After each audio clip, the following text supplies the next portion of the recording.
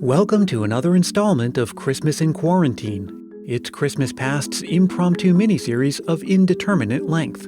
I'm bringing you one new episode every single day until things get better with the COVID-19 crisis.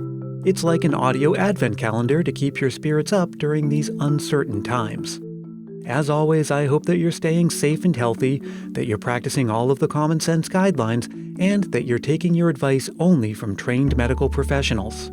Also, I'd love to hear from you. You can always drop a line to christmaspastpodcast@gmail.com or find me on Facebook, Twitter, and Instagram. Let me know how you're doing and what you're doing to stay healthy and happy, and whether you have any ideas for things you'd like to hear on these episodes. So far, I've brought you some readings of classic Christmas stories and a bit of old-time radio. Today, I've got something else in store. Back in 2018, I invited some of my Christmassy colleagues to join me for a challenging game of Christmas trivia on my YouTube channel. Lee Cameron from The Christmas Stocking, Thom Crowe from 'Tis the Podcast, Tim Babb from Can't Wait for Christmas, and Joanna Wilson from Christmas TV History all joined me. Please do play along at home and reach out to me to let me know how you did. Oh, and one little thing. About halfway through, one of the players gives an incorrect answer, but I mistakenly said that it was correct. See if you can catch it. Either way, it didn't affect the ultimate outcome of the game. I'll come back at the end to wrap up and say goodbye, but for now, let me put your Christmas spirit to the test. All right, players, this game goes in 3 rounds. I'm going to ask each of the players a question in turn. There are multiple choice questions for round 1, all having to do with TV and movies. These are the shows and movies we grew up with, but how keen an eye for the finer details do our players have? Let's put their Christmas spirit to the test, starting now. First question goes to you, Tim. Tim, in A Christmas Story, when Ralphie's dad curses at the furnace, we, the audience, hear sanitized, nonsensical versions of his expletives, including which of these? He actually called the furnace one of these. Was it A, sassy molassie, B, a Monday noodle, or C, a forfin snorfer? I'm going to go with C. Forfin snorfer, I'm sorry, that is incorrect. The correct answer, Joanna, you can't steal a point for knowing this, but let's see if our resident expert on A Christmas Story knows. The correct answer was B, a Monday noodle. Oh, Well, of course it was. that was my third choice. It was almost bound to be Monday noodle. I so didn't know that. Now, I should say that no points are taken off for giving an incorrect answer. You can only ever gain points. The next question goes to Joanna. In Rudolph the Red-Nosed Reindeer, Clarice sings Rudolph a song after he is kicked out of the reindeer games. What is the title of that song? Is it A, There's Always Tomorrow, B, It's Always Darkest Before the Dawn, or C, Look on the Bright Side? No, A, There's Always Tomorrow. There's Always Tomorrow is correct.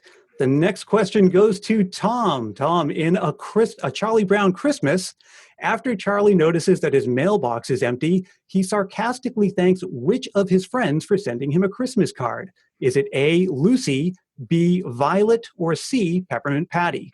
B, Violet. That is correct. It was Violet. Lee, what is the name of the Grinch's dog? Is it A, Rex, B, Tux, or C, Max? C, Max. It is C, Max. Good. That's right. Question number 5 goes back to Tim. Tim, in Emmett Otter's Jug Band Christmas, what is the name of Emmett Otter's jug band? Is it A, the River Bottom Bullfrogs, B, Emmett and the Critters, or C, the Frogtown Hollow Jubilee Jug Band?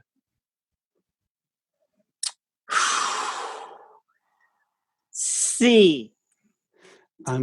Actually, that is correct. It was. Yeah! He's sorry, How's that that's taste? correct. Jubilee Jug Band.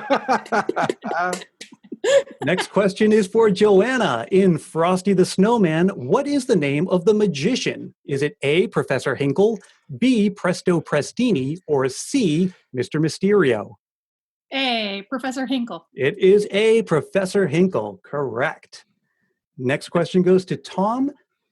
Tom, in Santa Claus is Coming to Town, the Burgermeister Meisterburger presides over a city with what depressing name? Is it A, Gloomyville, B, Sombertown, or C, Frownburg? B, Sombertown. It is Sombertown. Correct. Next question goes to Lee. Lee, in A Year Without Santa Claus, who are the elves Mrs. Claus tasks with finding proof that people still believe in Santa? Is it A, Jingle and Jangle, B, Twinkle and Tinsel, or C, Holly and Jolly? A, Jingle and Jangle. It is A, Jingle and Jangle. Correct. Good job. Back to Tim. Tim, in Mickey's Christmas Carol, Yes. his character plays the role of Jacob Marley. Is it A, Donald Duck, B, Jiminy Cricket, or C, Goofy? See. Goofy is correct. Next question is for Joanna. In the 1974 cartoon feature, 'Twas the Night Before Christmas, one of the catchy songs reminds us that even a miracle, what? Is it A, needs a hand, B, goes awry, or C, takes some time? Say B, it's fun. A. Correct. Even a miracle needs a hand. Next question is for Tom. In A Miracle on 34th Street, what government agency declares that the man calling himself Kris Kringle is in fact the real Santa Claus? Is it A, the Customs Office, B, the Post Office, or C, the New York State Senate? C, the New York State Senate. That is correct. Okay, we're going to do a quick check on the scores. We've asked 12 questions so far, so each one of you has gotten 3. We're now at the end of round 1. Let's take a look at the scores. Lee, did I ask you 3 questions? I don't think so. Okay, Did he? here's one for Lee. I'm okay with Lee in only The having Little 2 Drummer points. Boy, the Just give me title one. character is accompanied by a donkey named Samson, a camel named Joshua, and a lamb named what? Is it A, Boom Boom, B, Baba, or C, Woolrich? I don't remember this one because it just didn't speak to me. But I'm going to guess B, Baba. And you guessed correctly. It is B, Baba. And that concludes round 1. Taking a look at the scores, Tim has 2 points, and the rest of our players each has 3. Yes, Tim's the only one that missed one. Yes. Moving on now. It was a hard one, though. It really was a hard one. Yeah. I wouldn't have gotten it. Moving on now to round 2. This is the hits by the decade. So these are the songs we all listen to every year, but do you know what decade the song was released? Now, for every popular Christmas song, I should say there are, of course, many versions, like Madonna covering Eartha Kitt's Santa Baby. In each instance, I am talking about the one that we're most familiar with. So I'm going to give you the name of the performer associated with the song, as well as the song title. All you have to do is tell me which decade it came out in. First question, let's go in reverse order this time. We'll start with Lee. Bing Crosby's White Christmas. The 40s. That is correct. It was 1942. Mm-hmm. Now we go to Tom. Elvis Presley's Blue Christmas. The 50s. Sorry, it was 1964. So that was a 60s song. Ah, Joanna, Paul McCartney's Wonderful Christmas Time. Oh, 70s? Correct, just barely, 1979. Oh, good. Tim, Andy Williams's It's the Most Wonderful Time of the Year. Oh. 60s. Correct, it was 1963. Okay, back to Lee Eartha Kitt's Santa Baby. 50s? That is correct, it was 1953. Tom, Bing Crosby's Silver Bells. 50s. Correct, just barely, it was 1950. All right, Joanna, Gene Autry's Rudolph the Red-Nosed Reindeer. The 30s? It was 1949. Oh, man. Tim, Close. Jose Feliciano's Feliz Navidad. 70s. Correct, 1970 specifically. C. All right. Lee, Darlene Love's Christmas Baby Please Come Home. 60s. Correct, 1963. Tom, Nat King Cole's The Christmas Song, also known as Chestnuts Roasting on an Open Fire. 50s. The Christmas song actually was from 1946. Joanna, Bobby Helms's Jingle Bell Rock. Oh, boy. 60s? Sorry, that was 1957. And finally, Tim, Perry Como's No Place Like Home for the Holidays. Ooh. Wow, that's a tough Tim's one. getting the hard ones. I want to say 60s, but I think it's 50s. And it's the last answer that counts, and that is correct. 1954 to be exact. All right, everyone, that concludes round 2. So let's take a look at the scores. Tim has 5 points. Joanna has 4. Thom also has 4, and Lee is in the lead with 6 points.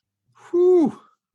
All right. This is sort of the lightning round. It's all general knowledge, and they are all fill-in-the-blank questions. Uh-oh. We'll start at the reverse end again. So this, Tim, is your question. Let's do this. Joyeux Noel is Merry Christmas in what language?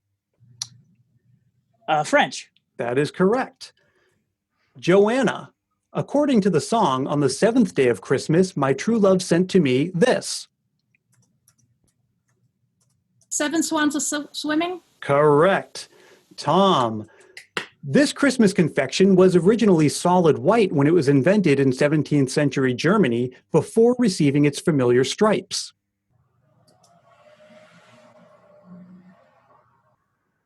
Familiar stripes. I can no longer hear anybody for some reason. I went quiet there. I see. Phew, I thought he was asking me and I just didn't notice. I don't know.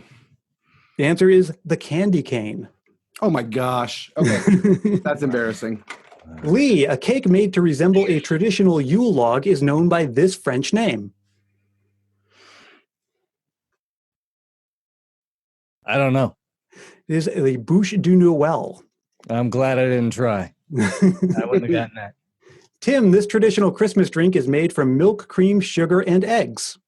I'm going to go with eggnog. Correct. Joanna, what is the name of the little girl in the Nutcracker?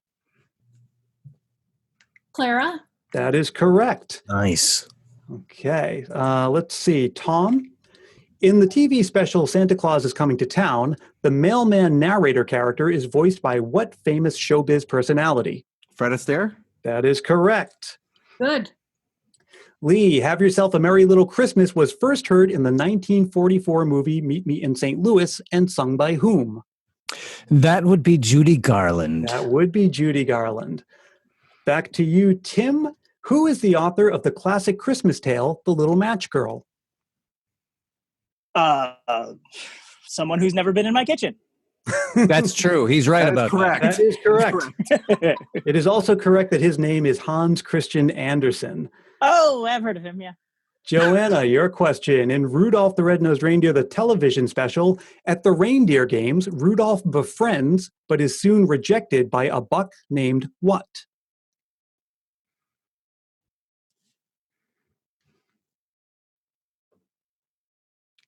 Oh, I don't remember. I don't know. Anybody? Was Fireball. Fireball. Yeah. Yes. Okay, so Thom, next question is yours. This brightly colored Christmas plant is also the highest selling potted plant in America. Poinsettia? That is correct.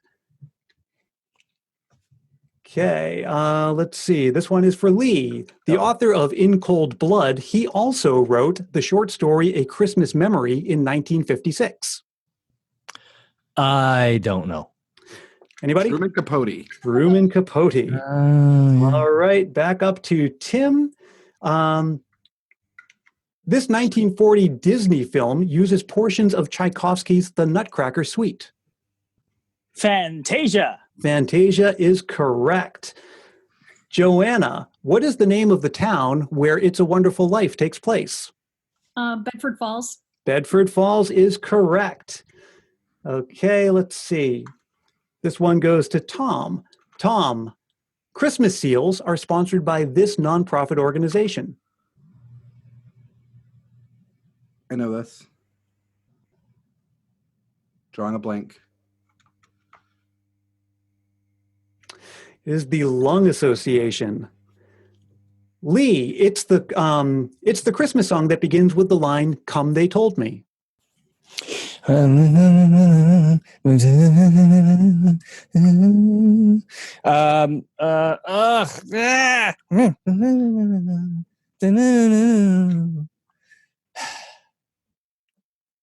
I can't remember. That's ridiculous. The correct answer was The Little Drummer Boy. That's right. Tim, your question. Let's see. This traditional Christmas beverage of hot mulled cider is named from an Old English word meaning good health.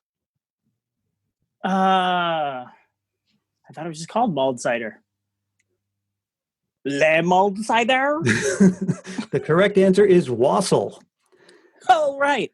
Joanna, this singer-songwriter released the album Rocky Mountain Christmas in 1975. John Denver. John Denver is correct. Tom, in the Muppet Christmas Carol, this actor plays the part of Scrooge. Michael Caine. Correct. It is Michael Caine. Lee, last question goes to you. This Italian sweetbread most commonly contains raisins and candied citrus peel. Are we talking fruitcake? No. Oh, panettone is what you were. Panettone is correct. Okay, give that to me. I was wrong. And then you were But right. thank you. It's all about giving at Christmas. Give him the answer. Okay, that concludes round 3. So let's take a look at the scores. Tim has 8 points.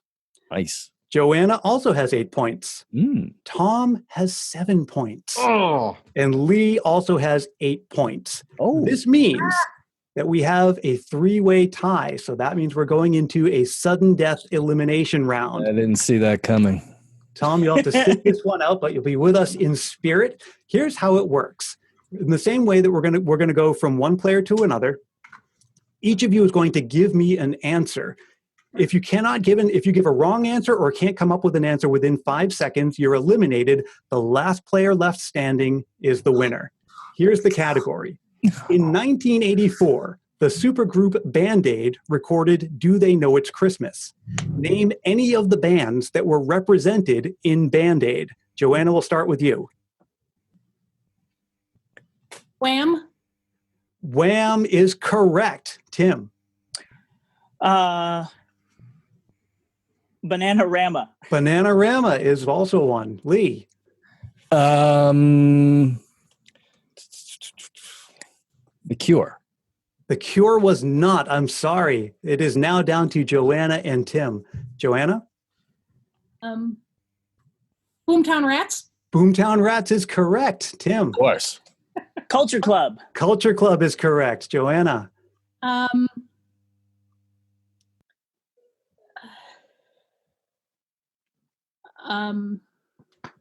Tina Turner, was she there? Tina Turner was not We there. Are the World. I'm sorry.